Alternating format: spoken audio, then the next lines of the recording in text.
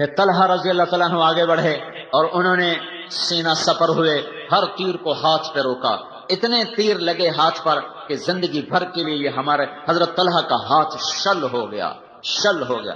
اور انصار و مہاجرین نے گھیرے میں لیا ہوا تھا، ایک ایک کر کے کٹتے گئے کٹتے گئے کٹتے گئے کٹتے گئے، سب شہید ہو گئے، صرف طلحہ باقی رہ گئے، اکیلے طلحہ، اور ہاتھ بھی زخمی ہو چکا تھا۔ اس زخمی ہاتھ سے قریش کا منہ پھیر دیا اور حضور کو اٹھایا اور بھاگے، پیچھے بھاگے، کھڑے ہونے کا مقام نہیں رہ گیا تھا، پیچھے بھاگے تو آپ نے کہا اوجب طلحہ، طلحہ آج تجھ پہ جنت واجب ہو گئی۔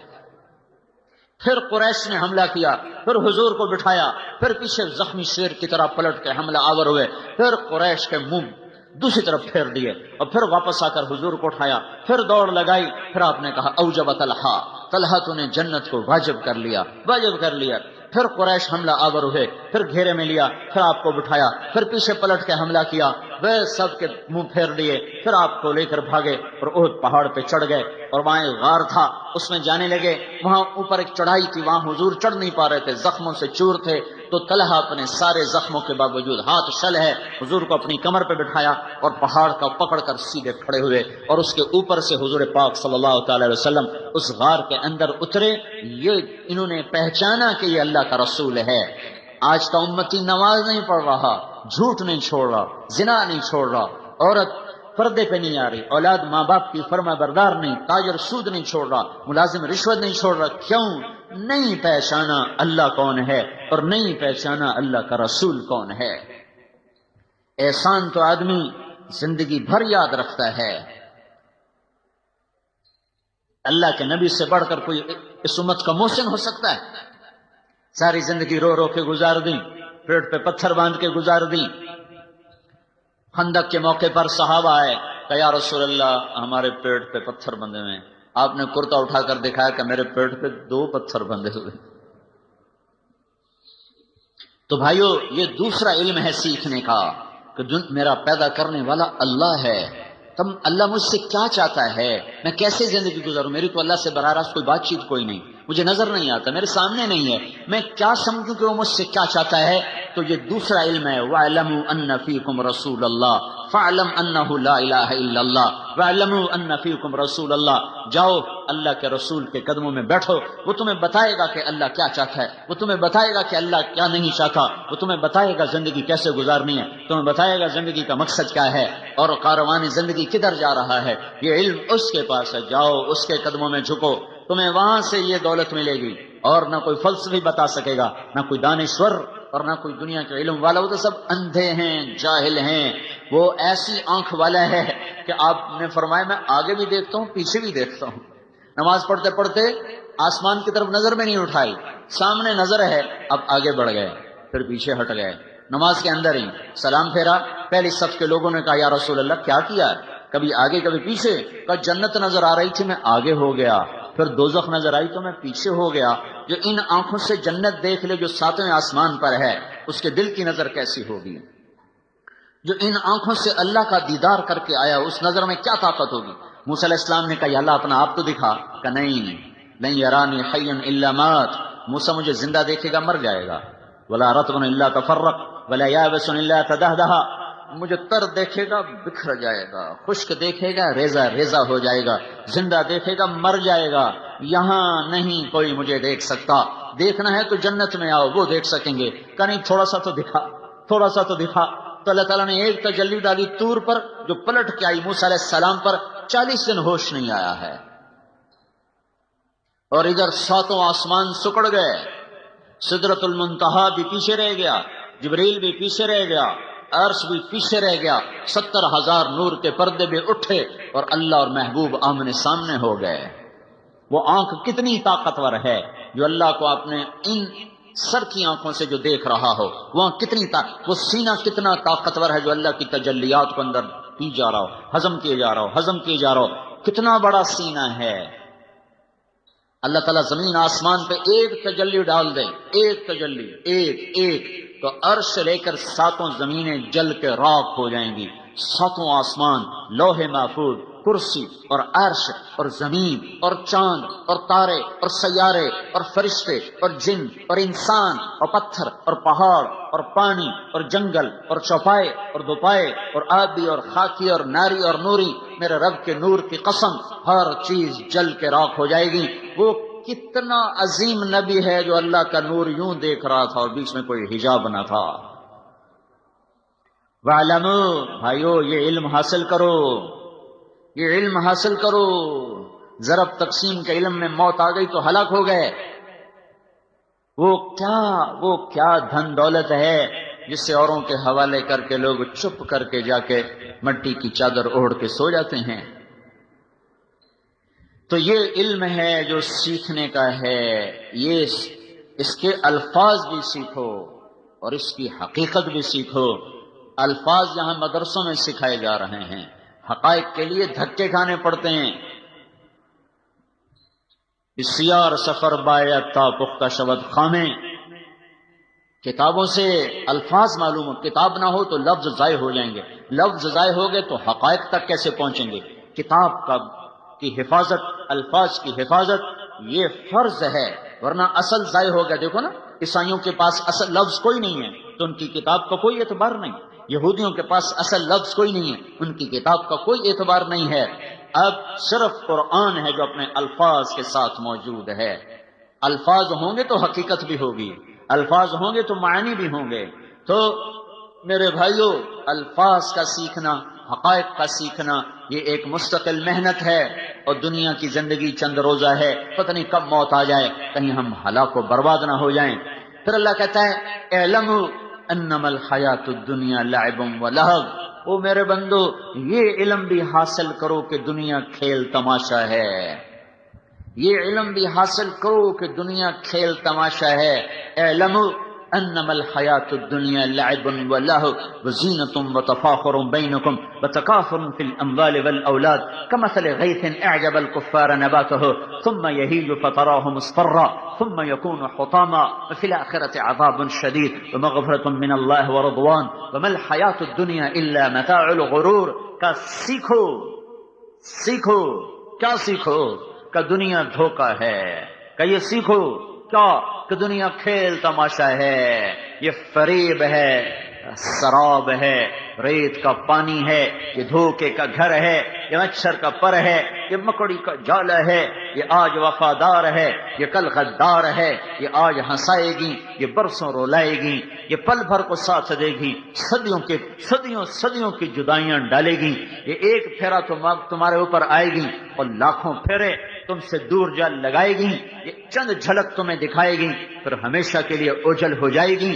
اس پر ایمان نہ بیچو، اس پر تقوی نہ بیچو، اس پر لوگوں کی جان سے مت کھیلو۔ دیکھتے نہیں ہو روزانہ قتل قتل قتل قتل، زمین پر قتل، گاڑی چھین لی قتل، پیسے چھین لیے قتل، بندے اٹھا لیے قتل۔ ہائے ہائے، یہ انسان درندہ کیوں بن گیا ہے؟ اس ظالم کو پتہ نہیں ہے کہ ایک شہنشاہ اوپر دیکھ رہا ہے، قتل کر رہا ہے، وہ دھوکہ ہے، وہ دھوکہ ہے، وہ دھوکہ ہے۔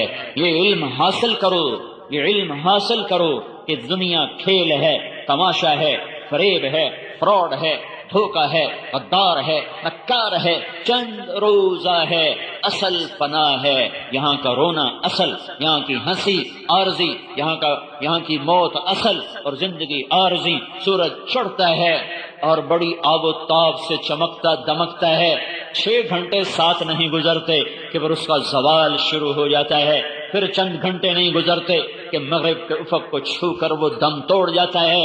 پھول بڑے نخرے سے کھلتا ہے، شام کو مرجھاتا ہے، چمیلی بڑے نخرے سے کھلتی ہے اور شام کو پتیاں جھڑ جاتی ہیں، اور درخت بہار میں بڑی اپنے آب و تاب دکھاتے ہیں اور خزاں میں ننگے ہو جاتے ہیں۔ جوانی میں بڑا نشہ ہوتا ہے اور شیشے پر کے سامنے گھنٹوں کھڑے ہو کے اپنے آپ کو دیکھتا ہے، اپنے آپ کو دیکھتی کبھی ادھر سے کبھی ادھر سے، کبھی آگے سے کبھی پیچھے سے۔ چند دن گزرے، چند شامیں گزری، چند صبحیں گزری، چہرے پر بڑھاپے کی مکڑیاں آ گئیں اور انہوں نے بڑی بے رحمی کے ساتھ تانا بانا بنتے شکل کو ایسا خوفناک کر دیا کہ اب اپنی شکل دیکھتی ہے اور کہتی میں نہیں ہوں کوئی اور ہے، تو ہی ہے۔ اپنی شکل دیکھتا ہے کہتا میں تو نہیں، تو ہی ہے ظالم، تیری جوانی کو بڑھاپا نگل گیا اور اب موت تجھے کھائے گی، پھر قبر تجھے کھائے گی، پھر گرمی تجھے پگھلائے گی، زمین کروٹ بدلے گی، پھر تیری ہڈیوں کا چورا چورا ہوا میں تیرا رب بکھیر دے گا، تیرا اول بھی فنا، تیرا آخر بھی فنا، اور اس کے بیچ میں تو دھوکے میں چل رہا ہے، خواب دیکھ رہا ہے۔ لوگ دنیا کو اصل سمجھ بیٹھے، اس کے لیے ایمان اس کے سودے کر دیے، اس کے لیے ضمیر بیچ دیے۔ قتل و غارت کے بازار پڑھو، انسانی تاریخ بھری پڑی ہے ظلم و ستم سے، بھری پڑی ہے۔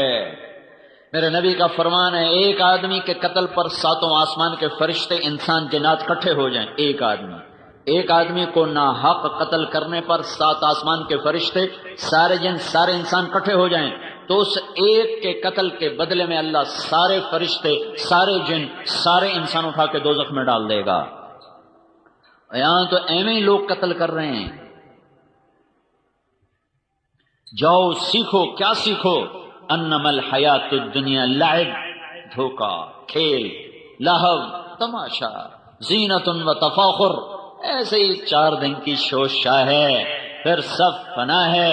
اجل ہی نے چھوڑا نہ کسرا نہ دارا، اسی سے سکندر صفا کہ بہارا، ہر ایک لے کے کیا کانا حسرت سے دھارا، پڑا رہ گیا سب یوں ہی ٹھاٹھ سارا۔ جگہ جی لگانے کی دنیا نہیں ہے، یہ عبرت کی جا ہے تماشا نہیں ہے۔ ملے خاک میں اہل شاں کیسے کیسے، ہوئے نامور بے نشاں کیسے کیسے، زمین کھا گئی آسماں کیسے کیسے، جگہ جی لگانے کی دنیا نہیں ہے، یہ عبرت کی جا ہے تماشا نہیں ہے۔ تجھے پہلے بچپن نے برسوں کھلایا، جوانی نے پھر تجھ کو مجنوں بنایا، بڑھاپے نے پھر آ کے کیا کیا ستایا، اجل تیرا کر دے گی بالکل صفایا۔ جگہ جی لگانے کی دنیا نہیں ہے، یہ عبرت کی جا ہے تماشا نہیں ہے۔ یہی تجھ کو دن ہے رہوں سب سے اعلیٰ، وہ زینت نرالی ہو فیشن نرالا، جیا کرتا ہے کیا یوں ہی مرنے والا، تجھے حسن ظاہر نے دھوکے میں ڈالا۔ جگہ جی لگانے کی دنیا نہیں ہے، یہ عبرت کی جا ہے تماشا نہیں ہے۔ تو کہ حرص و ہوس کو چھوڑ میاں، مت دیس بدیس پھرے مارا، قذاق اجل کا لوٹے ہے دن رات بجا کر نقارا۔ کیا بدیا بھینسا بیل شکر، کیا گونی پلہ سر بھارا، کیا گیہوں چاول موٹ مٹر، کیا آگ دھواں اور انگارا، سب ٹھاٹھ پڑا رہ جائے گا جب لاد چلے گا بنجارا۔ جاؤ اٹھتے جنازے دیکھو، اکھڑی ہوئی قبریں دیکھو، سنسان ویران قبرستان دیکھو، رونے والیوں کے نوحے سنو، ناچنے والیوں کے تھرکتے بدن نہ دیکھو، گانے والیوں کی سر پر دھوکہ نہ کھاؤ، گھنگرو کی چھنکار پر ایمان نہ بیچو، شراب اور زنا کی محفلوں سے دور ہو کر جاؤ ویرانوں میں ٹوٹی قبریں دیکھو، جنہوں نے لاکھوں کروڑوں حسینوں کو پگھلا دیا اور انہیں مٹی بنا دیا، عبرت کا نشان بنا دیا، ان کے نشان تک مٹا دیے۔ میرے بھائیو جاؤ جاؤ، سارا عبرت کے لیے ہڑپے جاؤ، موہنجو داڑو جاؤ، ٹیکس لا جاؤ، ان تہذیبوں کو دیکھو جن کے آج کھنڈر تو ہیں، کھنڈر ہیں، اور وہ ہٹو بچو کے شور والے کہاں چلے گئے، بادشاہ کہاں چلے گئے، لاکھوں انسانوں کی زندگیوں سے کھیلنے والے بدبخت موت پر چپ کر کے زیر زمین چلے گئے۔ ساری دنیا میں سب سے زیادہ خون بہانے والا چنگیز خان، نہ آج اس کے شہر کا پتہ ہے، نہ اس کی قبر کا پتہ ہے، نہ ہلاکو کے شہر کا پتہ ہے، نہ اس کی قبر کا پتہ ہے۔ ان کے نشان مٹ گئے۔ چنگیز خان کا شہر 7ویں صدی کا سب سے حسین شہر بنا، سب سے بڑا شہر بنا۔ وہ صرف 110 سال اپنی زندگی پایا، اور 110 سال کے بعد چین کے حملہ آور اٹھے اور نے چنگیز خان کے شہر کو ایسے مٹا دیا جیسے وہ بدبخت اوروں کے شہر مٹاتا گیا۔ اور آج وہاں منگولیا کے قریب صحرا میں ایک کھلا میدان ہے، وہاں ایک پتھر کا چبوترا ہے، اس پر ایک کچھوا ٹوٹا ہوا بیٹھا ہے، جو صرف ایک نشانی ہے جو یہ بتا رہی ہے کہ کبھی یہاں دنیا کے سب سے بڑے متکبر اور ظالم خونخوار انسان کا راج تھا۔ آج وہ بدبخت بھی مٹا، آثار بھی مٹے، اس کے نشان بھی مٹ گئے۔ کوئی ایک دیوار تو کھڑی ہوتی، سب مٹا دیا۔ ایک جھٹکے سے اللہ نے لاکھوں کو زیر زمین پہنچا دیا۔ فجعلنا عالیہا سافلہا یہ کئی دفعہ ہوا ہے، ایک دفعہ نہیں ہوا۔ اللہ تعالیٰ شہنشاہ آدم، مالک آدم، خالق آدم، قادر آدم، قدیر آدم، مہیمن آدم، شہنشاہ آدم، ساری ملکوت اس کی غلام ہے۔ وہ کہتا ہے یہ دھوکہ ہے، ایمان نہ بیچ، یہ دھوکہ ہے، عزت نہ بیچ، یہ دھوکہ ہے، ضمیر نہ بیچ، یہ دھوکہ ہے، ڈنڈی نہ مار، یہ دھوکہ ہے، کسی کو دھوکہ نہ دے، یہ دھوکے کا جہان ہے۔ لوٹ مار کا بازار گرم نہ کر، ہاتھوں کو خون سے رنگین نہ کر۔ مسلمان کا خون اتنا آسان نہیں ہے، یہ گلے پڑ جائے گا، یہ گلے پڑ جائے گا، یہ آسان نہیں ہے۔ اگرچہ دنیا کی تاریخ ظلم و ستم، لوگوں نے آل رسول ذبح کر دی، میں اور آپ تو کیڑے مکوڑے ہیں۔ کیا جب انسان درندہ بنتا ہے، جب بگڑتا ہے، مجھے کئی دفعہ خیال آتا اللہ وقت سامنے ابن الرسول کھڑا ہو اور اس کے معصوم بچے ہوں اور ان پر تیر چلائے جا رہے ہوں اور ان کے سینے کے پار نیزے ہو رہے ہوں۔ وہ کیا بدبخت تھا جس نے حسین کا سر کاٹا۔ دھرتی عجب جہان ہے۔ وہ کون بدبخت تھا جس نے نیزے پہ سر چڑھایا، اور وہ کون بدبخت تھا جس نے ہونٹوں پہ چھڑی ماری۔ وہ کون بدبخت تھا جس کے دربار میں وہ سر پہنچایا گیا۔ جب انسان دنیا کو زندگی سمجھ لیتا ہے، پھر وہ آل رسول بھی گاجر مولی کی طرح کاٹ کے رکھ دیتا ہے۔ جو کائنات کا جوہر، جو کائنات کا خلاصہ، جن کے خون کا ایک قطرہ 7 زمین آسمان سے زیادہ قیمتی ہو، پانی کی طرح لوگوں نے بہا دیا کہ ان بدبختوں نے یہ سمجھا دنیا سب کچھ ہے، دنیا سب کچھ ہے۔ میں حیران ہوں، وہ سر کاٹ کے عمر ابن سعد کے خیمے پر گیا کہ میرا گھر سونے سے بھر دو، میں نے حسین کا سر کاٹ دیا۔ ارے بدبخت، 7 زمین آسمان جس سر کی قیمت نہ بن سکیں، تو نے صرف چند ٹکڑا سونا اس کی قیمت لگائی۔ دینی پڑے گی، یہ قیمت دینی پڑے گی۔ حضرت عبداللہ ابن عباس نے خواب دیکھا، جب حسین شہید ہو رہے تھے تو آپ کے سر میں مٹی ہے اور آپ کے ہاتھ میں بوتل ہے، اس میں آپ خون ڈال رہے ہیں۔ عبداللہ بن عباس نے پوچھا، یا رسول اللہ کیا ہے؟ کہ یہ حسین اور اس کے ساتھیوں کا خون ہے، میں جمع کر رہا ہوں، میں قیامت کے دن خود وکیل بن کے آؤں گا اور ان کے خلاف کیس کروں گا۔ ہاں، جہاں مدعی اللہ کا رسول ہو وہاں کیا حال ہوگا۔ سیکھو کہ یہ دھوکے کا گھر ہے، یہ مچھر کا پر ہے، یہ مکڑی کا جالا ہے۔ سگے بہن بھائی ایک دوسرے کی شکل دیکھنے سے دور چلے گئے جائیداد کے پیچھے، ایک چھاتی کا دودھ پینے والے ایک دوسرے کے جانی دشمن بن گئے، ایک کوٹھے کے پیچھے، ایک دکان کے پیچھے، ایک مل کے پیچھے، ایک ایکڑ کے پیچھے، ایک گاڑی کے پیچھے۔ سمجھو، جاؤ قرآن دیکھو، جہاں بھی وَاعْلَمُوا کا لفظ آتا ہے اس کے آگے جو مضمون ہے وہ سیکھو۔